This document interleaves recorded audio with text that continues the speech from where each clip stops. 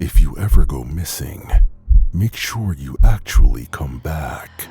Tonight, I'll be telling you 3 true stories about people who disappeared just long enough for everyone to panic.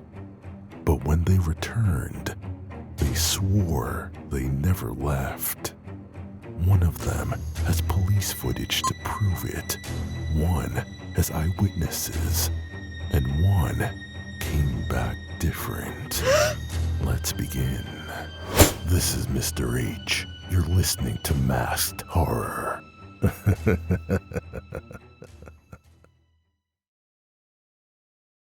rest stop loop.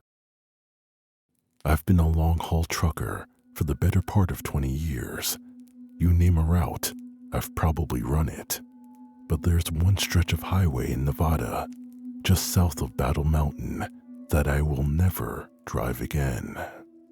This happened last fall.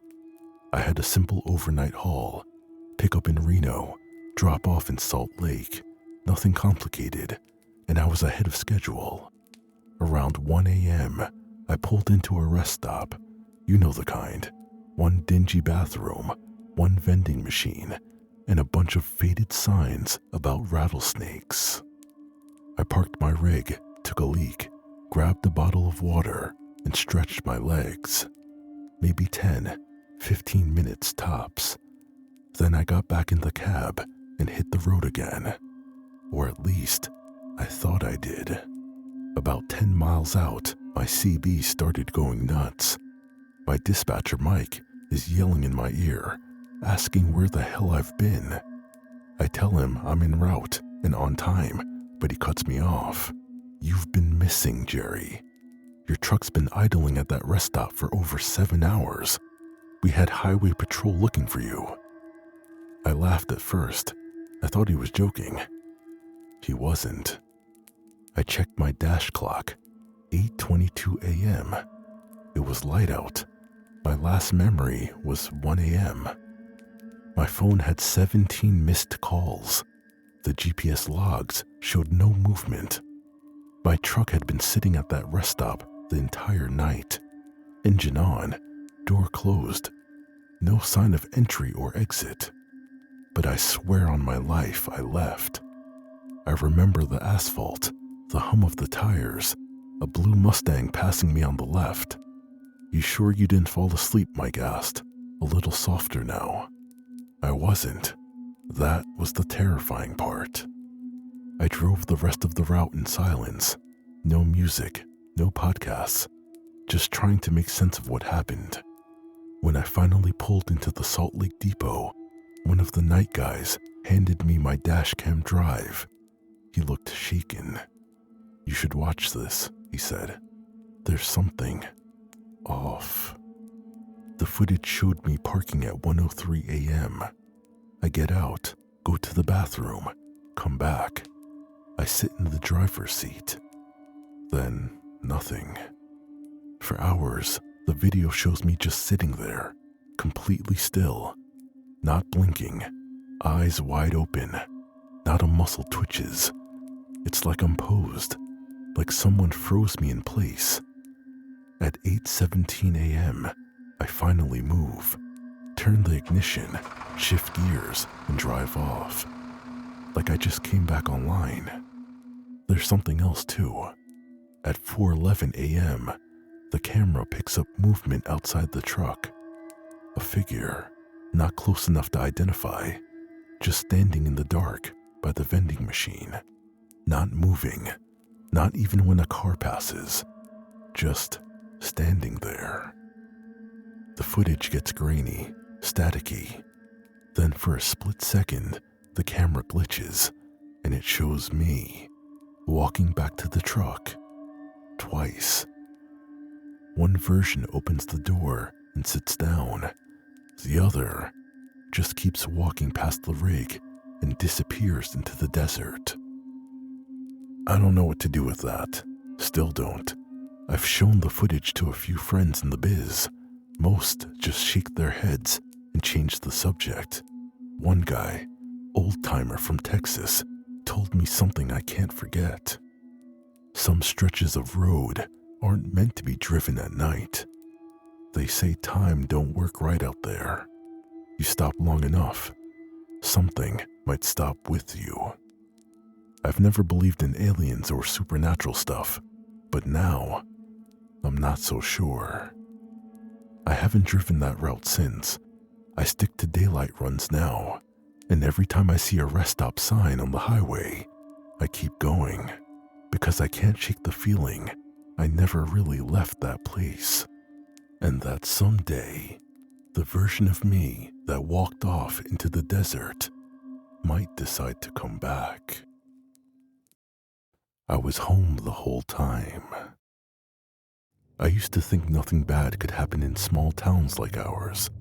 We live, or should I say lived, in a quiet neighborhood in rustic Ohio.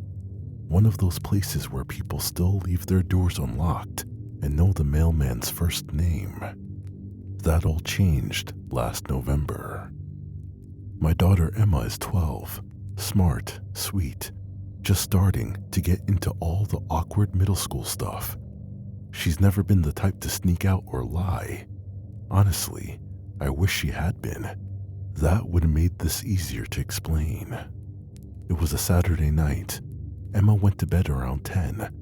I checked on her at 11:30 before I turned in.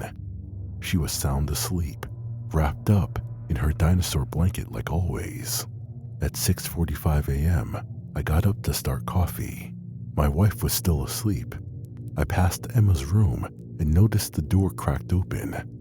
Nothing unusual until I peeked inside. Her bed was completely empty. No note, no open window, no sound. Just the impression of her body still in the blankets, like she'd been scooped up. I tore through the house yelling her name. Nothing. That's when I noticed the window screen in the laundry room was torn open. Muddy footprints on the tile. I called the police. They arrived in under 10 minutes. 2 cruisers, a canine unit, even a drone team from the county. They treated it like an abduction, and it looked like one. They found small footprints outside, leading toward the woods behind our property, then suddenly disappearing. They asked us everything. Enemies, custody battles, stalkers. We had none of that, just normal people. We begged them to issue an Amber Alert, but by 3 p.m., they still had nothing. No sign of Emma, no suspects, no leads. Then, just after 3:30, I heard the front door creak open. I ran into the hallway, heart pounding, and there she was. Emma, wearing the same pajamas she went to bed in, hair messy, eyes sleepy like she'd just woken up. She looked at us and said, "Why are you crying?" My wife hugged her like she was trying to squeeze the truth out of her body. I just kept asking, "Where were you?" Emma looked confused. "I was asleep," she said, "in bed." We took her to the hospital. No injuries, no signs of trauma, just mild dehydration. The nurse said it was like she'd been sleeping deeply for 10 hours, but she hadn't been in her room. We showed her the search photos, the torn screen, the cops in the woods. Nothing triggered recognition. Her memory from that night ends around bedtime and picks up again when she saw us crying. We checked her Fitbit, one we gave her to track sleep because she'd been having night terrors. It recorded heart rate spikes around 2:12 a.m. and 2:41 a.m., then flatline calm, like deep sleep, except it also tracked movement about 3 miles northeast of our house, in the woods where the dogs lost her scent. It had to have been a glitch, or I don't know what, to be honest. That night, I played back the 911 call I made at 7:02 a.m. Something was off. My voice was frantic, yeah, but in the background, there's another voice, a whisper. I kept hearing a voice that said she was home the whole time. over and over. Quiet, raspy. Not Emma, not me, like someone standing right next to the phone. We tore up the house, searched every crawl space, vent, attic beam. Nothing. But for weeks after, Emma wouldn't sleep in her room. She said the ceiling made noises, that she could hear someone breathing through the vent at night. We replaced the vent cover. I don't know what happened that night. Emma seems fine now, happy, like it never occurred.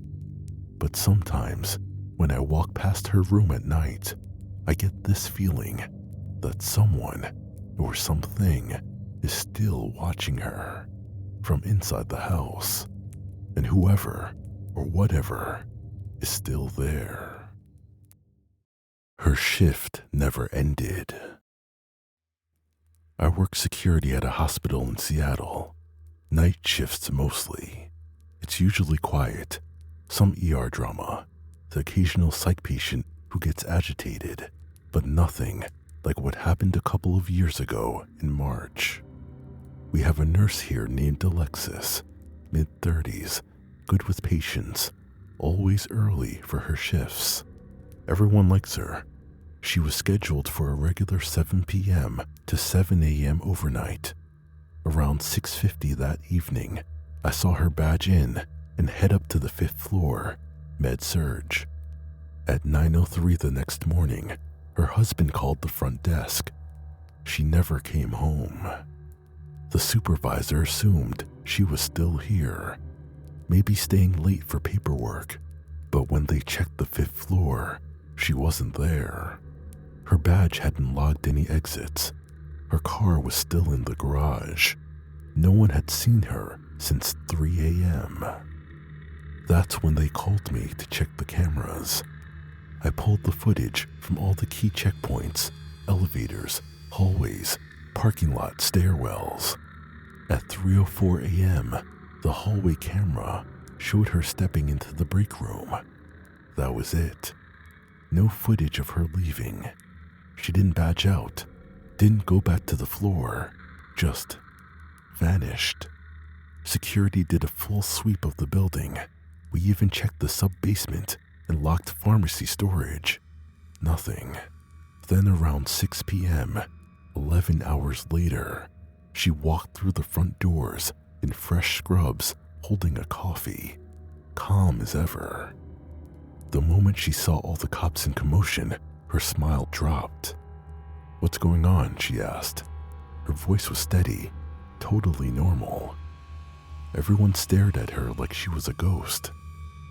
The supervisor said, "Alexis, where have you been?" She frowned. "What do you mean? I went home this morning. I slept. I just got back from my shift." We told her she never left the building. She thought we were messing with her, swore she drove home at 7 a.m., had breakfast, even fed her cat, but her husband said she never came home. The bed was still made, her toothbrush still dry. She insisted we were wrong until we showed her the footage.